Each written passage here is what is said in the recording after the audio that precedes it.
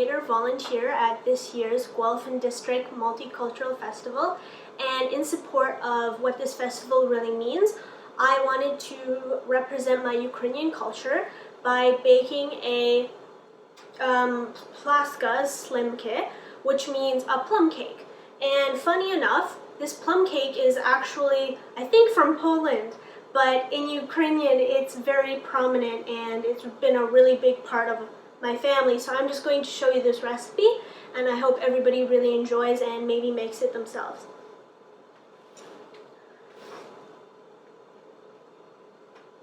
So I have here 4 already pre-beaten eggs, and what I'm going to add to that is half a cup of white sugar. Let's see if I don't, oop, there it went. And once I add that, I'm just going to continue whisking it.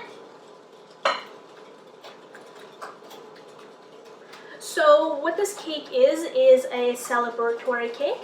And we have that at Christmases and parties, and when people come over, it's almost like a coffee cake, and there's different levels of fanciness. There's a lot of moderations to this recipe, but I'm showing you almost the 1 bowl version so that it's simple and enjoyable.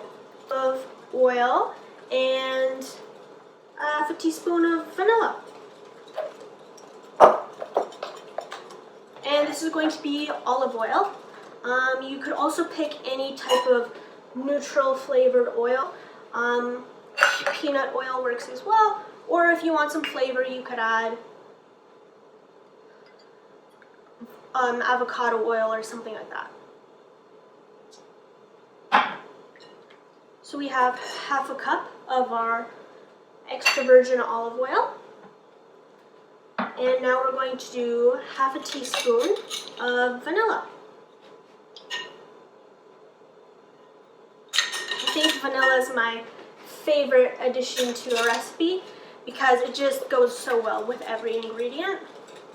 And I'm going to keep stirring this really well.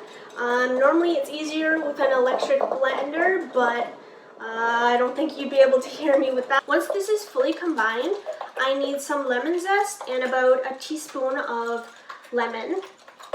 You don't need to add this, but I like to do that to cut down on some sweetness and just add.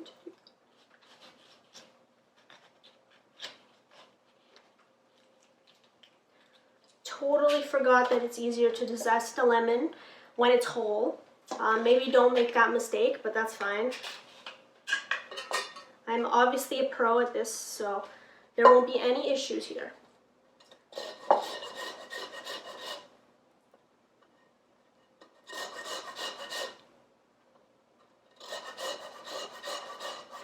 And you just want a little bit.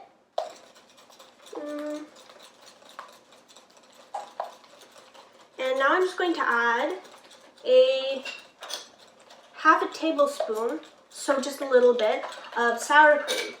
And sour cream, you could also switch this out for yogurt, but in Ukrainian baking, we use sour cream to make sure that it stays together and keeps really moist.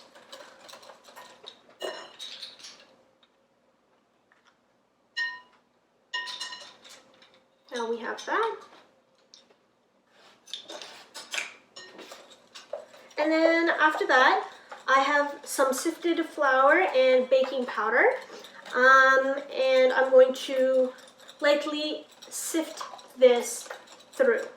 So I'm going to add the dry ingredients to the wet. And obviously you can't see this, but it is starting to really thicken up and combine, and that's exactly what we're looking for. So once that is silk smooth, I am going to put my sieve, and you don't need to sift it, but what sifting does is make sure that there's no clumps and that you could get that velvety texture that you want. There we go, and now I'm going to take a spoon because we don't want to over mix this because it's going to become really thick and rubbery.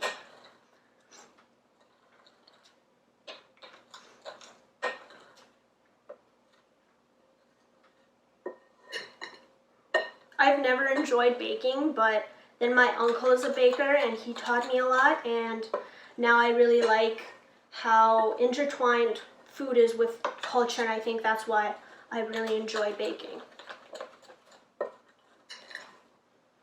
And really, who doesn't like dessert?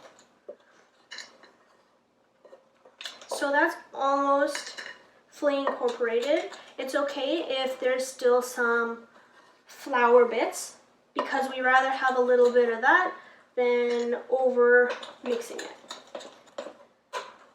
And it's going to be pretty liquidy. It's almost going to be like a pancake batter.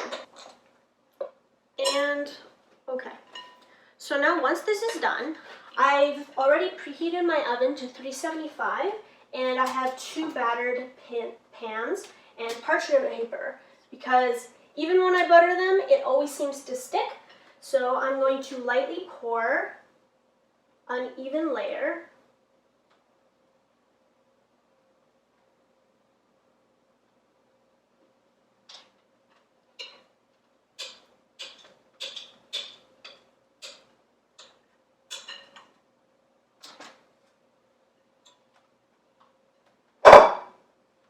And I'm just going to fix it a little bit with my spoon to even everything out.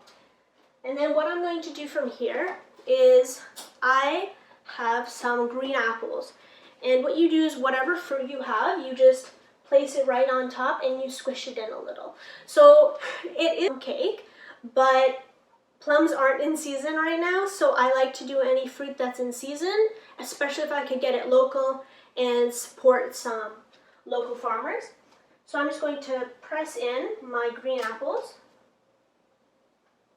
You can make some fun designs. I kind of like layering them.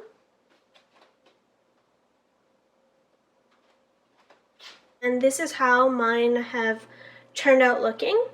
Now we're just going to bake it for about 30 minutes until golden brown, and I'm going to take a toothpick in the middle to make sure that it's fully cooked.